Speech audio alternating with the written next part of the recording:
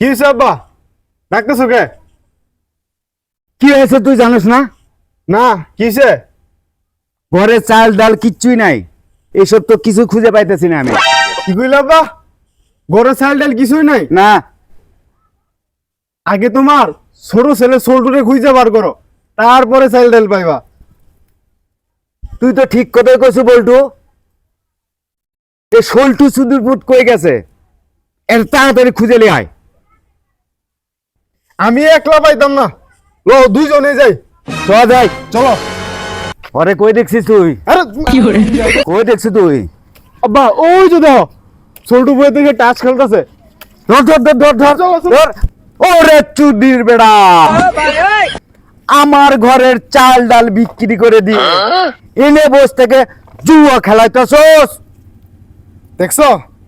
আরে থামো, বেশি বুঝো না, আগে আমার কথা শোনো।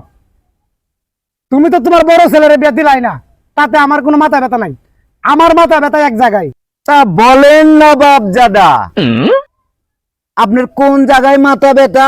বলতাছি তো, তুমি এত চিল্লাইতেছো কা?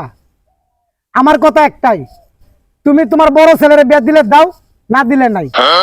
তুমি আমায় বিয়ে দিয়ে দাও, তাহলে আমি সবকিছু চাইলে একেবারে ভালো হয়ে যাই।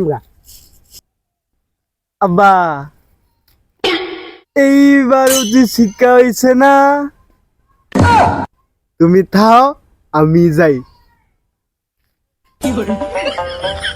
দুই সুদির বেড়ার বিয়ের পেরায় আমি বালতি আগুন মানকের সিপাই।